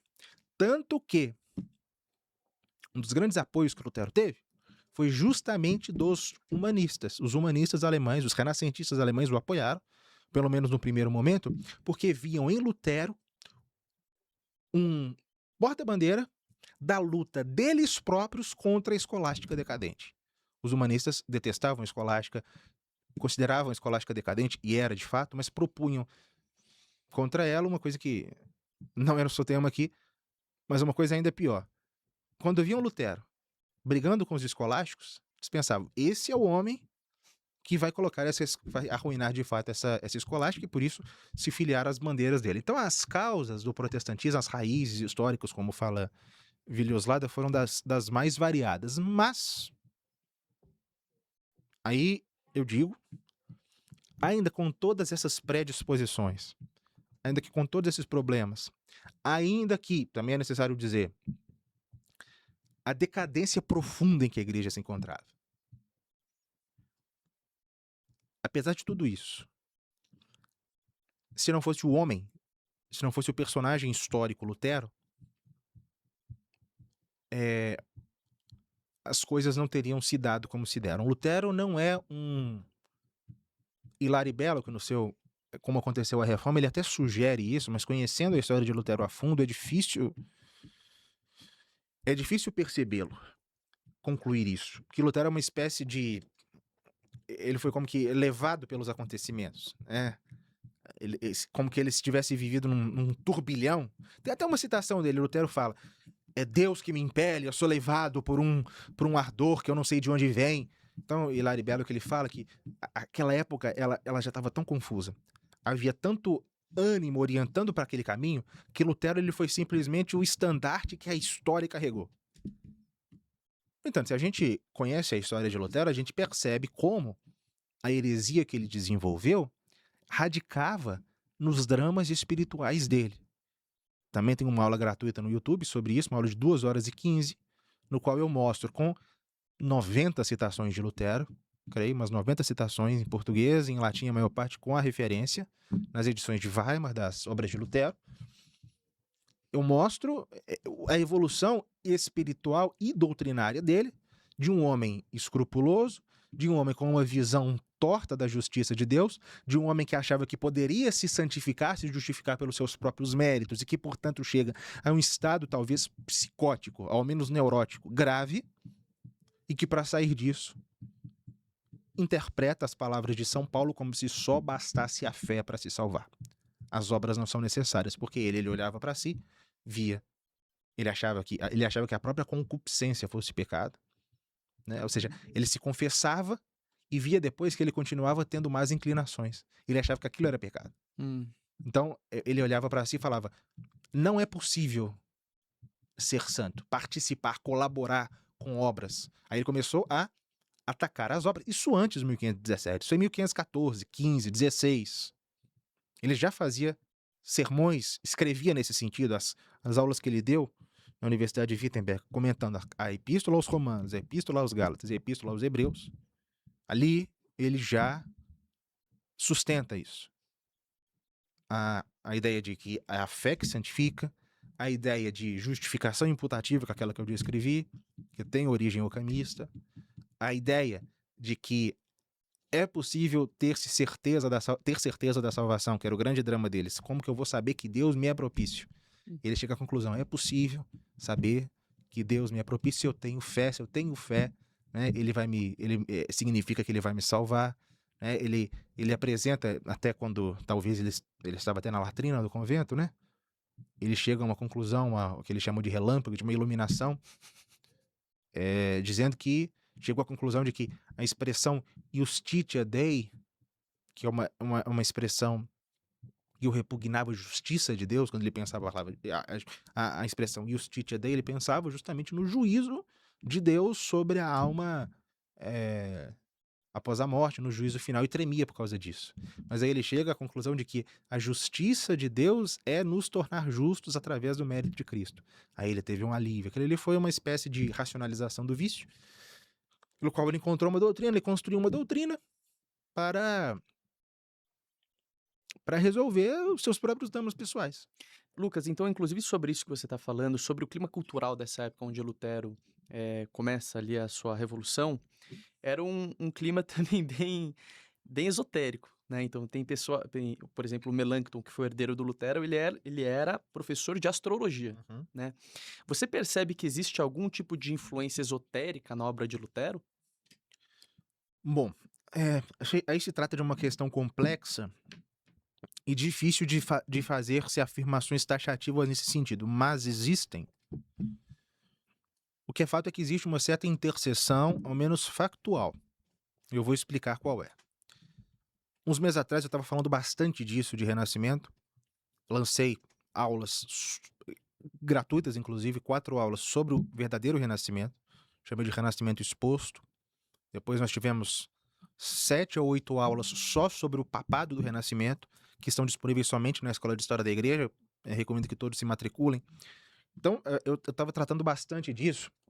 E 2 das aulas a respeito do Renascimento foi justamente sobre esse caráter esotérico do Renascimento. Porque as pessoas imaginam o Renascimento somente como um retorno do... Vamos supor, na melhor das hipóteses, as pessoas acham que o Renascimento foi um retorno do paganismo greco-romano. Mas do paganismo greco-romano, e aqui sintetizando muito, né, para não nos estendermos demais. Do paganismo greco-romano, os estudiosos renascentistas, eles chegaram a obras bastante remotas, de caráter esotérico, e nas quais eles julgavam encontrar uma sabedoria primordial, que na Florença de Marcílio Fitino, que foi um grande promotor disso, eles chamavam de prisca teologia, teologia antiga, ou seja, uma revelação primordial que teria sido transmitida por Deus à humanidade nos primórdios e, por sua vez, transmitida ao longo das eras por grandes sábios. Daí, nessa busca, os renascentistas, os da Academia Neoplatônica de Florença, chefiada por Marcílio Fitino, chegaram às obras de um pretenso sábio egípcio que viveu em tempos bastante remotos, anteriores até mesmo a Moisés, ou ao menos contemporâneo a Moisés, chamado Hermes Trismegisto, cujas obras, o Corpus Hermeticum e outras obras bastante célebres, o Pimandro e o Asclepio é uma obra à parte, esses renascentistas, esses humanistas consideravam como obras de um mesmo homem e expressão de uma teologia, de uma doutrina primordial que eles queriam cultivar. Sabe-se hoje que Hermes Trismegisto não existiu e que essas obras atribuídas a ele são, na verdade, obras de várias mãos, compostas aproximadamente no século III depois de Cristo. Mas eles acreditavam que havia sido escrita 1000 a.C., algo assim. Eram doutrinas esotéricas, de caráter mágico. O hermetismo, ele pressupõe magia. O hermetismo, os próprios humanistas, eles começaram a cultivar bastante a magia desde então. Magia tanto talismânica, em um primeiro momento, que ou magia simpática, que é o recurso a certos elementos da natureza, minerais, vegetais, para atrair influências específicas dos astros sobre a Terra. Então, a confecção de talismãs feitos por exemplo, um talismã feito com determinado mineral, utilizando determinada matéria vegetal para atrair a força de Vênus, né? Eles julgavam, claro, isso era confrontado a eles. Vocês estão, na verdade, querendo invocar forças demoníacas, vocês estão querendo manipular forças sobrenaturais. Fitino falava que não, a nossa magia é meramente natural. Hum. A gente simplesmente quer, através dessa magia simpática, ou seja, uma identificação, uma simpatia entre realidades aqui terrenas com realidades superiores, os astros, simplesmente canalizar influências que já existem. Não, já existe uma influência dos planetas, das estrelas, sobre determinadas coisas terrenas, simplesmente nós vamos manipular essas influências que já existem. Então falava, isso é simplesmente uma magia natural. E claro, além da magia simpática, eles promoviam ainda magia órfica. Marcílio Fitino acreditava que os hinos órficos, que ele julgava que faziam parte dessa transmissão da prisca teologia, que esses hinos cantados sob determinada luar era capaz de canalizar as forças dos astros para a Terra, mesma coisa.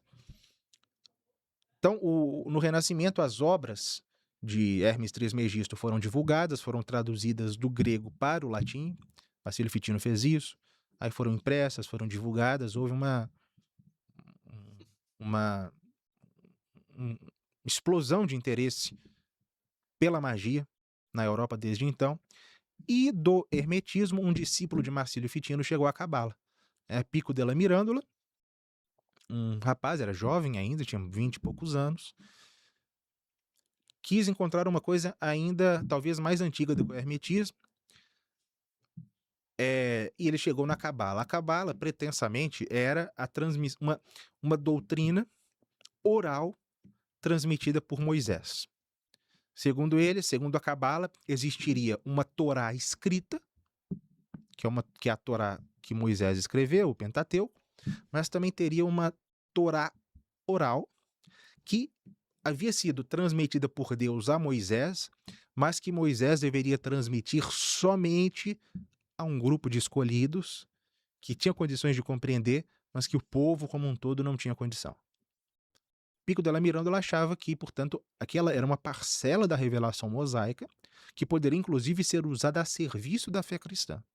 Então, ele aprendeu hebraico com rabinos cabalistas, foi iniciado na cabala por rabinos cabalistas, começou a difundir, escreveu teses de caráter cabalista, foi condenado pelo Papa Inocêncio VIII, depois se retratou, morreu até de forma piedosa. Pico della Mirandola morreu jovem, tinha nem 30 anos, creio, ou pouco mais. Mas ele foi o chamado iniciador da chamada cabala cristã. Então, que era uma tentativa de conciliar a fé católica com o esoterismo judaico, cabalístico. Uhum.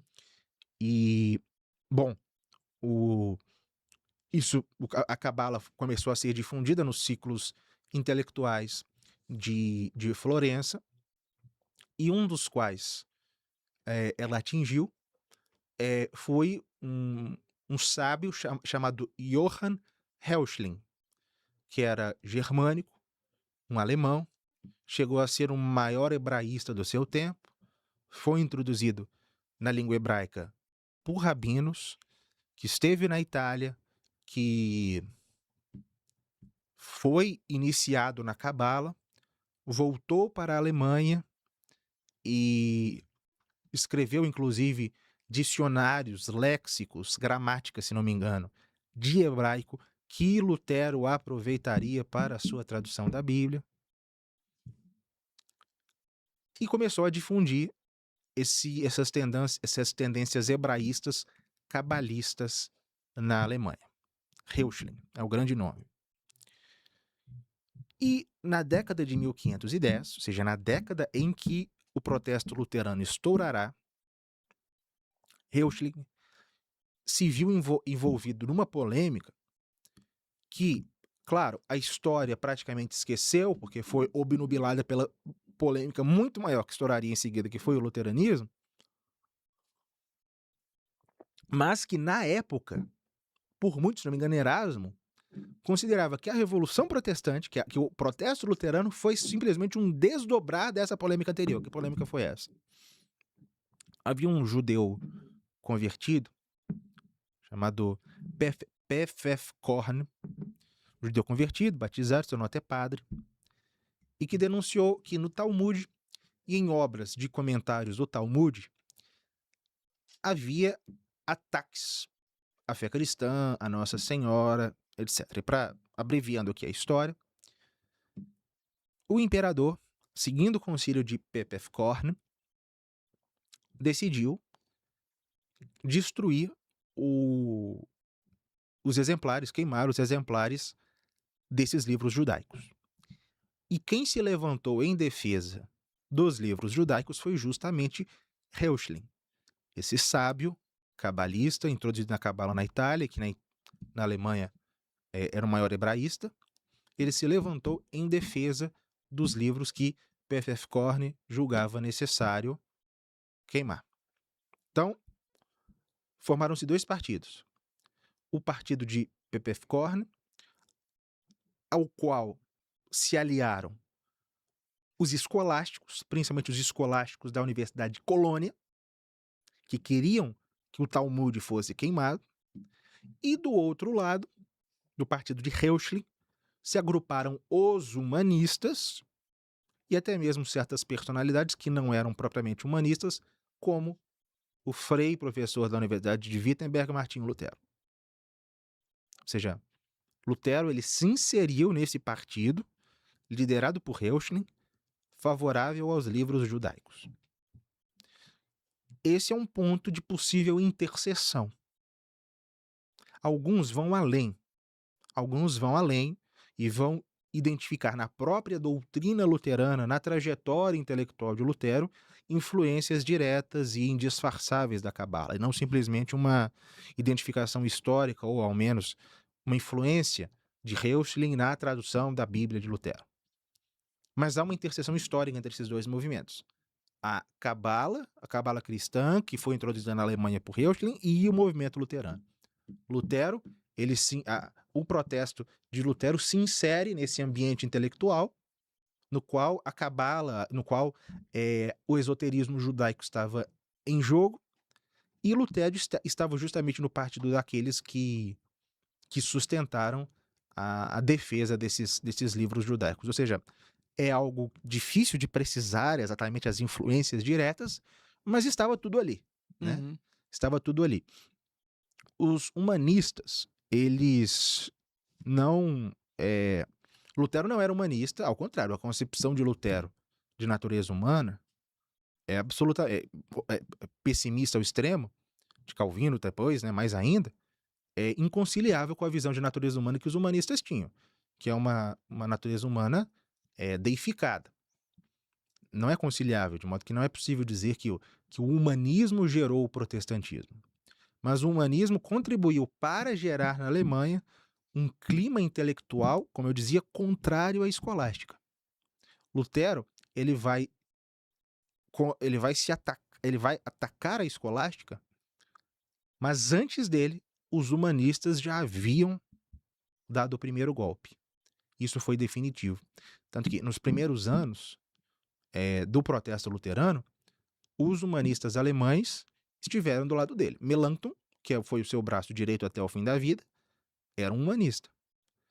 Os poetas alemães, né, que eram os humanistas, num primeiro momento ficaram todos do lado dele. Depois, quando perceberam o caminho que aquilo estava assumindo, uma boa parte deles o abandonaram, mas num primeiro momento deram-lhe todo o apoio, contribuíram com a sua capacidade de elaboração de poemas, de sátiras, para atacar os defensores da fé católica e defender Lutero. Então, o humanismo, ainda que não tenha causado o protestantismo, e ainda que a sua doutrina seja em si mesma contrária ao protestantismo, do ponto de vista factual, do ponto de vista dos processos históricos, de manipulação de forças, os humanistas ajudaram os protestantes, tanto criando um ambiente intelectual que possibilitou o grande protesto luterano, quanto nos primeiros anos do protestantismo, auxiliando Lutero. É muito interessante. E falando precisamente sobre as doutrinas de Lutero, os protestantes normalmente eles falam que o luteranismo seria um retorno ao cristianismo primitivo, certo? O que eu acho que é uma leitura absurda, porque quando a gente olha os padres da igreja, as cartas de Santo Inácio, etc., a gente vê uma estrutura eclesiástica, bispo, presbítero, diácono, Mas eucaristia. aí você tem que se É. perguntar qual protestantismo é o retorno Pois ao é. cristianismo original, porque eles não concordam em quase nada. Só concordam talvez as 5 solas, mas talvez mas com interpretações diferentes, né?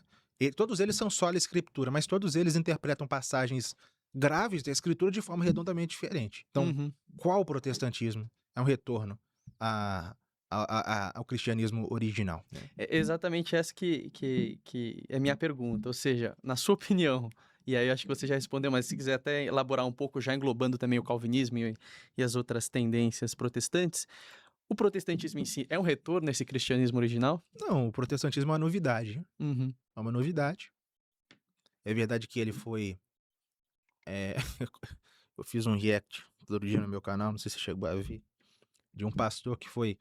Pastor Batista. Ele foi dizer que era uma pregação dele em que ele queria demonstrar que a gente.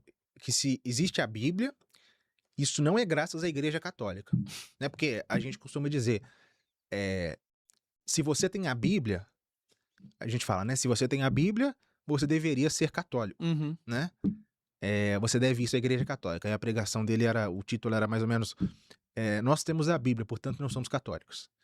Qual que era a tese dele? Que sempre houve a parte da Igreja Católica, foi remanescente da fé verdadeira original.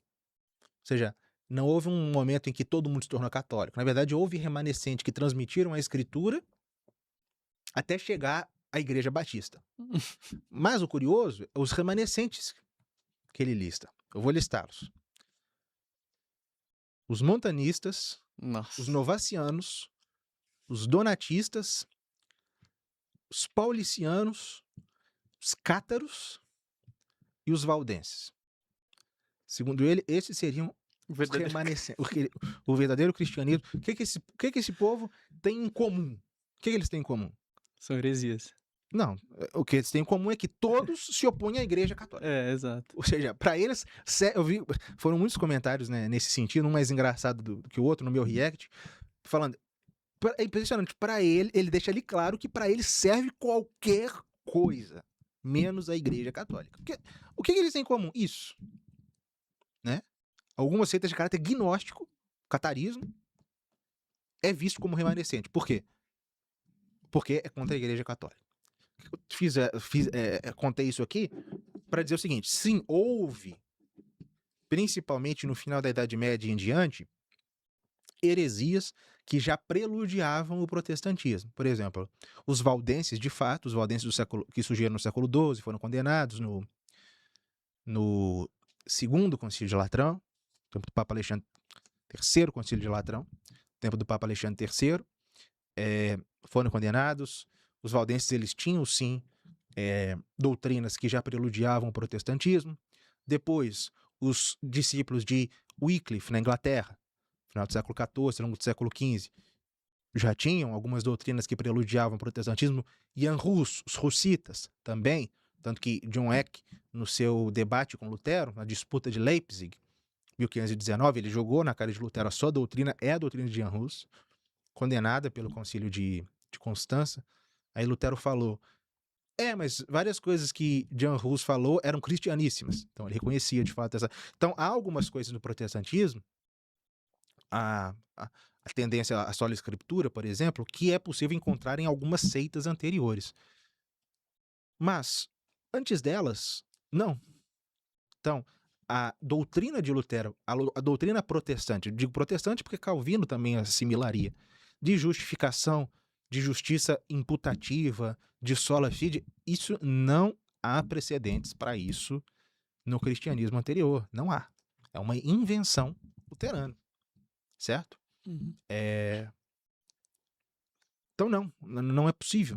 Não é possível dizer que qualquer coisa, que o protestantismo seja um retorno ao cristianismo original. Não.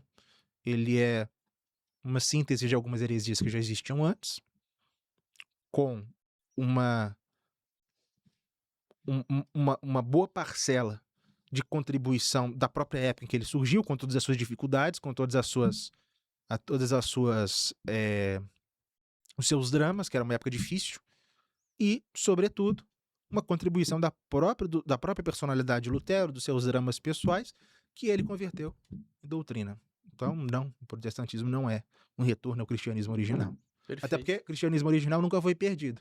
Exato. Não é necessário retornar. Francis Yates, ela fala, eu citei muito isso nas minhas aulas sobre o Renascimento e na primeira aula sobre o protestantismo. Francis Yates, uma grande estudiosa do Renascimento, ela escreveu um livro chamado Giordano Bruno e a Tradição Hermética. Ela abre o livro, primeiro parágrafo do livro, e ela fala como que os homens daquela época, séculos XV e XVI, eles foram todos tomados por uma obsessão, por um retorno a uma pureza original. Então, os renascentistas, eles queriam voltar para uma antiguidade idealizada, uma antiguidade perfeita, anterior à decadência medieval. Então, queriam um retorno à civilização romana ou às civilizações antigas que conservavam uma superioridade depois perdida na Idade Média. Do mesmo modo, diz ela, houve esse retorno do ponto de vista religioso. Aqueles que queriam voltar a uma suposta pureza original do cristianismo anterior aos 1000 anos de decadência medieval. Aí ela fala, a tendência dos dois, tanto do renascentista quanto do pseudo-reformador religioso, é a mesma. Ainda que um busque a pureza original em uma civilização original, e o outro busque uma pureza original de uma religião cristã original, os dois, eles têm uma atitude idêntica, que é olhar para o milênio medieval como uma decadência e buscar uma restauração de uma pureza original anterior. Então, até nisso, o protestantismo ele compartilha do espírito renascentista. É muito interessante. E Lucas, eu acho que, infelizmente, aí a gente está partindo já para as últimas perguntas, né? A gente está quase 2 horas aqui. Eu já até aproveito para você que acompanha a gente até agora, por favor, se inscreva no canal, curta, comente, compartilhe, né? É uma honra ter o professor Lucas Lancaster aqui conosco, então peço, por favor, que a sua contribuição aí não custa nada, um like, etc. Tá bom? E, Lucas, agora para nossa última pergunta. Eu sempre gosto de fazer, na verdade, essa mesma pergunta para todos que vêm aqui, né? Indique 3 livros, no mínimo. Você pode indicar também os outros cursos, etc. Sobre os assuntos aqui hoje abordados. Se quiser indicar também mais de 3 livros, também sem problemas, a gente vai colocar todos os links aqui dos livros na descrição, tá, pessoal? Eu vou indicar alguns livros acessíveis do ponto de vista linguístico também, Tá. né? Em primeiro lugar, o livro O Cisma do Oriente, que a minha editora Barônio, publicou, né, já está pronta entrega, de Louis Brichier. E a respeito do protestantismo, vou recomendar 2 livros, um deles eu citei aqui, que vocês encontram facilmente PDF, que é o livro Las Raíces Históricas del Luteranismo, de Ricardo Garcia Villoslada, e também de Ricardo Garcia Villoslada, creio que vocês encontram PDF, a biografia que ele escreveu em 2 tomos, totalizando 1.400 páginas, a biografia de Lutero.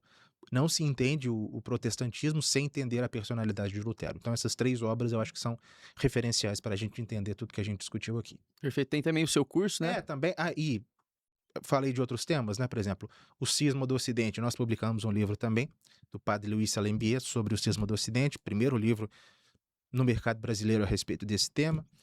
Sobre o Renascimento, nós tocamos também sobre esse esoterismo do Renascimento. Nós fizemos uma campanha editorial, livros caros, então a gente precisa fazer uma campanha editorial. A gente conseguiu arrecadar o valor, a gente já está trabalhando, creio que até o final desse ano os livros já estarão entregues, mas você, se quiser adquirir, você pode procurar o site da editora Barona, você vai encontrar também lá para adquirir os livros sobre o Renascimento. Enfim, como eu falei no começo, a bibliografia em língua portuguesa não é vasta, mas a gente está fazendo um esforço para suprir essa lacuna. E claro, te convido a se matricular na Escola de História da Igreja. O que eu falei aqui, bom, é o resumo de talvez dezenas de aulas né, que eu gravei lá, que nós temos disponíveis lá. São, no nosso curso de História Universal da Igreja, que é um curso que integra a escola, já são, como eu falei, até o protestantismo, mais de 220 aulas, e nós tratando com detalhes toda a história católica até o século XVI, e nós prosseguiremos até os tempos mais recentes. E lá na escola vocês têm também textos, cursos com outros professores, cursos de história monástica, curso de história da igreja no Brasil, com os professores Dom Justino, que é um monge beneditino, o professor Felipe Mateus, que se dedica à história eclesiástica brasileira, enfim. Então, fica o meu convite. Lá pelas minhas redes, vocês, tanto no YouTube quanto no Instagram, é Lucas R. Lancaster. Lá na bio, na descrição do canal, vocês encontram facilmente os links para se matricular na escola. Perfeito. Lucas, muito obrigado aí pela sua presença. Esperamos você outras vezes aqui Com conosco. certeza. E você que está conosco até agora, por favor, se inscreva no canal, curta, acompanhe e compartilhe. E a gente se vê então na próxima edição do Aquinotalks. Um abraço, pessoal, e fiquem com Deus. Fiquem com Deus.